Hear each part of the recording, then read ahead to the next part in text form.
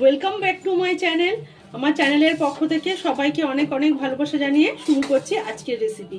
আজকে তৈরি করব টেংরি দিয়ে আর ফুলকো দিয়ে কষা। তো এখানে টেংরিটা কিন্তু আমি সবার প্রথমে ভালো করে ধুয়ে পরিষ্কার করে লবণ আর হলুদ দিয়ে প্রেসারে সেদ্ধ করে নিয়েছি, সেটাই বাটিতে ঢেলে নিয়েছি। দোকান থেকে যেভাবে ছোট ছোট করে কেটে দেয় দেখুন সেভাবেই কাটা আছে। আমি বাড়িতে এনে জাস্ট ভালো করে ধুয়ে পরিষ্কার করে প্রেসারে 4টে সিটি দিয়ে নিয়েছি। আর এখানে চর্বি নিয়েছি, চর্বিটাকে ধুয়ে নুন আর হলুদ মাখিয়ে নিয়েছি। এখানে নিয়ে নিয়েছি ফুলকোগুলো কিন্তু এইভাবে ছোট ছোট টুকরো করে কেটে নিয়েছি, এভাবে কেটে ধুয়ে পরিষ্কার করেছি। এবার এটাকে প্রেসারে সেদ্ধ করব। টেংরির সাথে একসাথে সেদ্ধ করলাম না, তার কারণ কিন্তু টেংরির স্টকটা কাজে লাগবে, আর এটা সেদ্ধ করার পরে এর জলটা কিন্তু ফেলে দেবো। তাই দিচ্ছি প্রেসার কুকারের মধ্যে দিয়ে দিয়েছি জল। এবার দিয়ে দেবো লবণ আর হলুদ, দিয়ে দিচ্ছি নুন আর দিয়ে দিচ্ছি হলুদ গুঁড়ো। এই লবণ আর হলুদ দিয়ে এবার এটাকে প্রেসার কুকারে সিটি দেব। লবণ হলুদ দিয়ে একটা চামচ দিয়ে ভালোভাবে নেড়ে দিলাম। এবার ঢাকনা বন্ধ করে এটাকে একটা সিটি দিলেই হবে, বড় জোর দুটো দিতে পারেন। সিটি দিয়ে পরে আপনাদের খুলে দেখাচ্ছি। যতক্ষণ ফুলকোটা সেদ্ধ করছে তার জন্য একটা মশলা করে নিচ্ছি। শুকনো লঙ্কা, আদা খুবই সামান্য দিয়েছি আদা, রসুন একটা বড় রসুন সম্পূর্ণটাই ছুলে নিয়ে দিয়ে দিলাম, টমেটো একটা বড় সাইজের টমেটো কেটে নিয়েছি সেই টমেটো। এবার এটাকে একটা পেস্ট তৈরি করে নিচ্ছি। মশলাটা বেটে নিয়েছি, এবার ঢেলে রাখছি। এবার কিন্তু এখানে পেঁয়াজ কেটে নিয়েছি, পেঁয়াজটা একটু বেশি পরিমাণেই লাগবে, পেঁয়াজটাও বেটে নেব। মিক্সির বাটি পেঁয়াজটাও বেটে নিচ্ছি। পেঁয়াজটাও বেটে নেওয়া হয়ে গেছে। এবার সব এই মশলাগুলো একসাথে এক জায়গায় রেখে দিচ্ছি।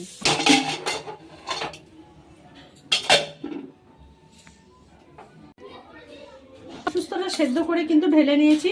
এবার সেদ্ধ করার পরে এটাকে একটু ভালো জল দিয়ে পরিষ্কার করে ধুয়ে নেব। এগুলোকে ভালো করে ধুয়ে 5-6 বার কিন্তু জল পাল্টে পাল্টে ভালো করে ধুয়ে পরিষ্কার করে নিয়েছি। এবার রান্নাটা শুরু করব। কড়াইতে দিয়ে দিয়েছি সরষের তেল। তেল কিন্তু গরম হয়েছে, আর তেলের পরিমাণ কিন্তু খুবই কম দেবো। দেখুন তেলের পরিমাণ একদম বেশি দেবো না, কেন এগুলি তৈলাক্ত জিনিস, আরও তেল বেরাবে। দিয়ে দিচ্ছি তেজপাতা, একটা শুকনো লঙ্কাকে 2 টুকরো করে দিলাম,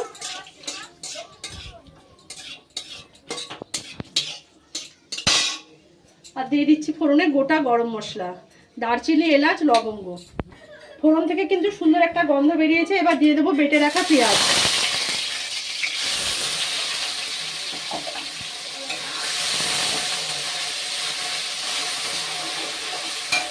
পেঁয়াজের বাটিটা ধুয়ে অল্প একটু জল দিয়ে দিচ্ছি। এবার পেঁয়াজটা প্রথমে একটু ভালোভাবে কষিয়ে নেব। এবার পেঁয়াজের মধ্যে দিয়ে দেবো পরিমাণ মতো লবণ আর হলুদ। লবণ কিন্তু আগে দিয়ে সেদ্ধ করেছি, কিন্তু লবণের জলটা যেহেতু ফেলে দিয়েছি তাই এখানে সেই আন্দাজ মতো দিয়ে দেবেন। দিচ্ছি হলুদ গুঁড়ো। লবণ হলুদ দিয়ে পেঁয়াজটা কিন্তু আরও একটু সময় কষিয়ে নেব। দেখুন পেঁয়াজটা কিন্তু অনেকটা সময় কষিয়ে নেওয়া হয়ে গেছে, পেঁয়াজের জলটা অনেকটা শুকিয়ে এসছে। এবার এর মধ্যে দিয়ে দেবো লঙ্কা, আদা, রসুন আর টমেটোর পেস্টটা।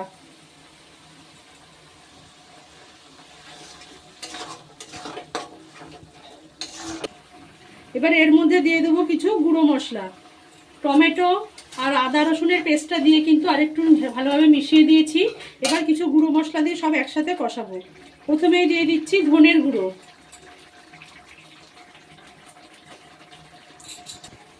জিরের গুঁড়ো। ধনের গুঁড়ো যেই পরিমাণ দেবেন, জিরের গুঁড়ো কিন্তু তার অর্ধেক ব্যবহার করবেন যে কোনো তরকারিতেই।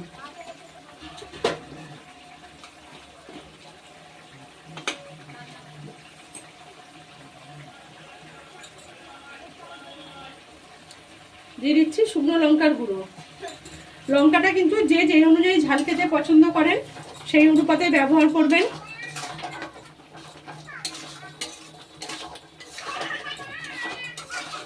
দেখুন সমস্ত মশলা দিয়ে কিন্তু আরো বেশ খানিকটা সময় কষিয়ে নিয়েছি। এবার দিয়ে দেবো ধুয়ে রাখা ফুলকোটা। এগুলোকে দিয়ে মশলার সাথে বেশ খানিকক্ষণ সময় কষাবো। সব কিন্তু একবারে দেওয়া যাবে না, অল্প অল্প ধাপে ধাপে সব কিছু এর মধ্যে দেবো। এবার এটা দিয়ে এগুলো ভালোভাবে কষতে থাকবো। উপরে দেখুন মশলা দিয়ে কিন্তু আর ফুলকো দিয়ে ভালোভাবে কষিয়ে নিয়েছি, একটু কিন্তু জল নেই, দেখতে পাচ্ছেন মশলা দিয়ে কিন্তু অনেকক্ষণ ধরে এটা ভালোভাবে কষিয়ে নিলাম। এবার এই অবস্থায় এর মধ্যে দিয়ে দেবো সেদ্ধ করে যে টেংরিগুলো রেখেছিলাম সেই টেংরিগুলো, আর টেংরির স্টকটা কিন্তু আলাদা করে রেখেছি। এবার এই সব দিয়ে আরও একটু সময় সব দিয়ে একসাথে মিশিয়ে নেব। আগে মশলা দিয়ে টেংরিটা ভালোভাবে মিশিয়ে নেব ফুলকোর সাথে, সব দিয়ে কিন্তু ভালোভাবে মশলার সাথে মিশিয়ে নিয়েছি। এবার এর মধ্যে দিয়ে দেবো লবণ আর হলুদ মাখিয়ে রাখা চর্বি। সব কিন্তু একসঙ্গে দিলে কিন্তু এটা হবে না রান্নাটা, যেহেতু টেংরিগুলো আগে থেকে সেদ্ধ করা, আর চর্বি কিন্তু খুব বেশি সময় রান্না করলে সমস্তটাই গলে যায়, তাই এগুলো কিন্তু একটু পরপর ধাপে ধাপে দেবেন। এবার এই চর্বি দিয়ে এটাকে মাংসের সাথে ভালোভাবে কষিয়ে নেব। দেখুন চর্বি টর্বি সমস্তটা দিয়ে কিন্তু ভালোভাবে কষানো হয়ে গেছে। চর্বি দিয়ে খুব বেশি কষানোর দরকার নেই, চর্বিগুলো কিন্তু ফুলে ফুলে গেছে। দেখুন এই দেখুন এই সব কটা চর্বি কিন্তু ফুলে ফুলে উঠেছে। এবার এর মধ্যে দিয়ে দেবো বাটা টেংরি সেদ্ধ করার যে স্টকটা ছিল সেই স্টকটা। এবার দেখুন একটা ছেঁকনি নিয়ে নিচ্ছে, আর এই যে স্টকটা ছেঁকনি দিয়ে ছেঁকে এর মধ্যে দেবো, কারণ এর মধ্যে অনেক নোংরাও থাকতে পারে হয়তো কোনো, সেক্ষেত্রে ছেঁকে দেওয়াটাই বেটার। দেখুন সমস্তটা ছেঁকে দিয়েছে, এই দেখুন কতটা নোংরা, আর এই দেখুন বাটিতেও আছে, এগুলো ফেলে দিচ্ছি।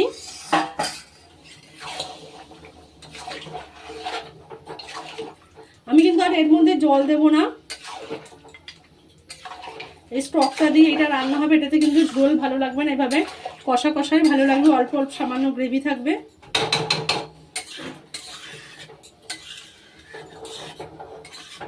এবার এটা কিছুক্ষণ এইভাবে রেখে দেবো যতক্ষণ না ফুটে উঠছে।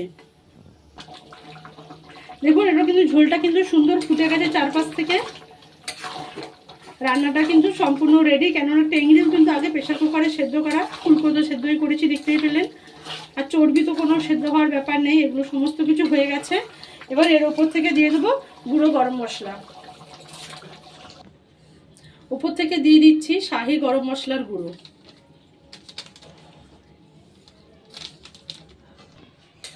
গরম মশলা দিয়ে কিন্তু খুব ভালোভাবে মিশিয়ে নিয়েছি, রান্নাটা কিন্তু একদম রেডি। এবার পরিবেশন করে নেব।